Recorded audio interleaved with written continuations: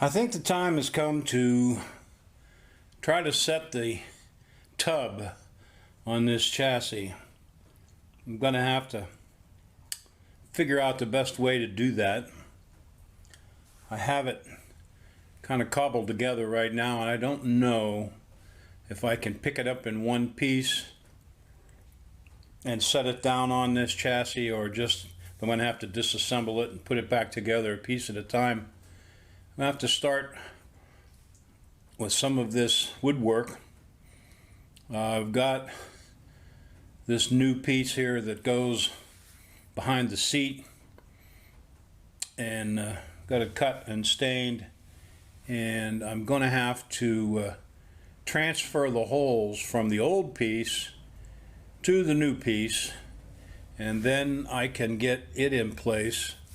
And I was going to put it like that, but I really think I've got to put that in the tub because of the way things are put together. There's a cross beam that goes across the top of that, a metal brace. It's going to be really hard to set that whole tub down over that piece of wood rather than have that fastened in the tub and just set the tub down on there. We take the floor pans out. I've got some new wood to make floor pans, but I'm going to wait and make them last, so I make sure I get them fit right on the outside edge.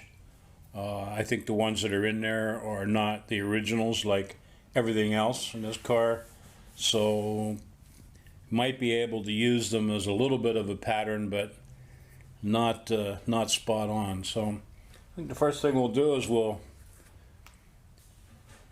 get the original piece out of the tub I have clamped in there and lay it over top of this piece and transfer the mounting holes and start there. So we got our old piece of wood out, and it's not in bad shape. I mean, it could be used, but you know, come on, we'll just put some new wood in there. One of the problems that we have is this old wood consistently around the car measures about 525 thousandths. One would expect that to be half-inch plywood. Maybe it's 5/8 nominal size, who knows. But if you buy half-inch plywood, it's only 480 or 460 thousandths, so quite a bit thinner. That's what you get these days. I don't know what the metric numbers are, but I'm sure they're different. The other thing is that you know, if we look around here, we've got to transfer these mounting holes. This is where the piece bolts to the framework.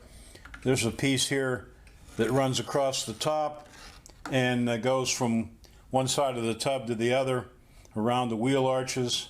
And then we've got these screw holes here that fasten to the drive shaft tunnel cover, and then we've got some small holes down here at the bottom, and there's a piece of sheet metal that actually goes there that ties the back into the floor, and I'm going to wait on those because even though these are okay, I may make some new ones. Just a piece of sheet metal with an angle built in it, and may be in our best interest just to bend up some new ones.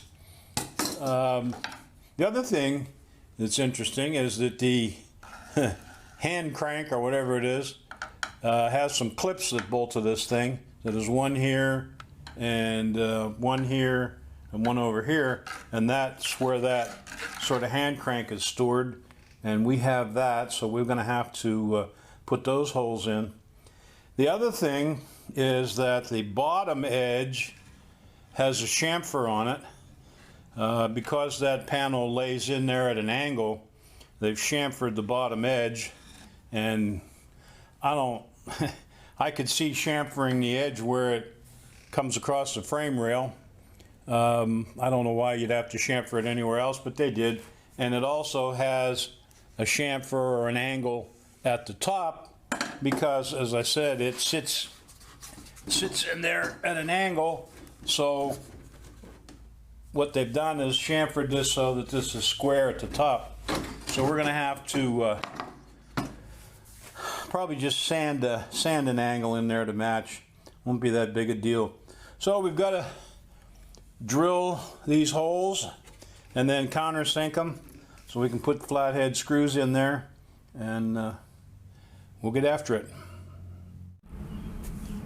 While we're working on this backboard here that goes at the end of the transmission tunnel cover, we've dug out the starting handle, and we got these little clips that go the bolt to that board and hold the handle in place. So we have transferred those holes over to the new piece, transferred all the other holes, as you can see there. Just trying to determine now how the hell this handle goes. I mean, I got a pretty good idea how it's supposed to go. There's a clip here and a clip over here, obvious by the marks, but there's a clip here, and I don't know what the hell that does, because it ain't anywhere close to where it needs to be to, you know, one would think it would be up here somewhere, you know, to hold that handle in. Could be here, could be anywhere to line up with these other two. So I don't know what we're going to do there. We may just punt on this handle for now. It's not critical to the operation of the thing, but always interesting. I mean, obviously there's a mark there. That clip was bolted there. Couldn't possibly have done anything. I mean, even excuse me, if you move this handle all the way over here, it's still not enough to pick this up, I don't think. And the handle's sticking way off the end of the board over there, so that doesn't make any sense. Just one of those things you come across in a project like this. The big question here is going to be, can I use the hoist, the engine hoist, to pick that tub up? I've got it quasi bolted together, clamped together, tattooed together. Can I pick that up in one unit and get it over here and set it on the chassis? That's going to be the trick. I've got, right now I've got it setting on some little tables, and I've pulled the middle one out, so I got a little room there to get the hoist in. I can get some slings around it in the right place. I'm hoping I can pick it up and get it over here and put it on the car. One of the things that I see is that my fancy new hoist that the car is sitting on will be in the way. So more than likely I'm going to have to lower the car down and get the quick jacks out from under the car so that I have room for the hoist to slide under the car. That's going to be another whole ball of fun. Maybe I can let it down on some jack stands. I could try doing that, and this is going to take a little bit of thought. So that's what we're working on now. Well, we got the quick jacks out of the way, and seems like we got everything else out of the way. And except for a pile of junk up there. Can't have a flat level surface in the shop, that's for sure. And we're going to have to see if we can figure out how to set this tub on there. And we got some serious gypsy rigging going on here. The tail end of it's pretty heavy.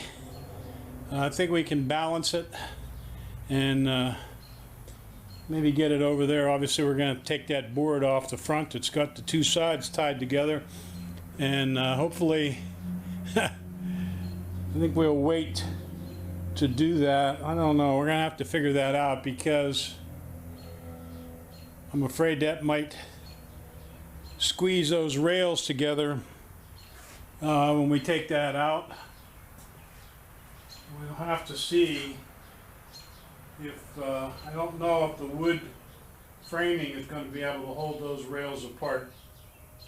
We'll have to see if we've got preload on there. But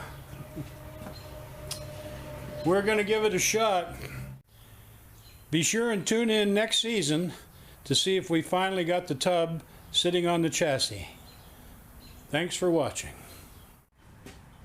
Hey, everybody loves a cliffhanger, don't they? Well, we got it on there. It wasn't pretty. In fact, it was pretty ugly, the process. But we got it to sit down on there. We've got some drifts in the 4 mounting holes for the sub rails, and it's sitting there. We've got to put our rubber in between the 2 woods there at the front of the firewall, and put some bolts in there. To be honest, there wasn't much risk of screwing anything up, because most if not all of that wood needs replaced anyway. So especially down along the bottom there below the door, the top of the quarters, maybe we can save, maybe not, but you know, when you start putting it in there, you might as well put it all in there. The real work's going to start now, trying to get things fitted up. Probably have to put some rubber pads underneath those mounting points, and of course when you go to hang the doors and stuff, then you're shifting stuff around, raising the rear, lower the front, that sort of thing. But the big thing is now we've got the body back on the chassis and the drive line in, and we can keep on working. I much prefer nuts and bolts than splinters and sawdust, but looks like splinters and sawdust is what's next.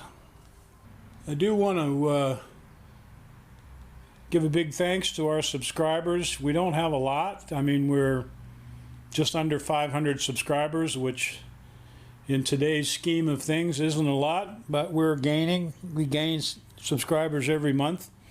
Trying to get to 1,000 subscribers. I really appreciate everybody that's logged in and subscribed so far. Tell your neighbors, tell your aunts and uncles and your kids and your nephews, and we'll see if we can get 1,000 subscribers. The real deal at 1,000 subscribers is then you can get monetized. I think some of our videos already have ads running. We don't get paid for them. YouTube does it anyway. It's okay, it's their gig. But once you get to 1,000 subscribers, you can apply at least for monetization and maybe make $1 or $2, and we just take that money and invest it back in more video equipment and more projects. So that's the goal. Give a shout out to Robbie, a shout out to Richard. Thanks for your support, for watching every week, and we'll keep going here.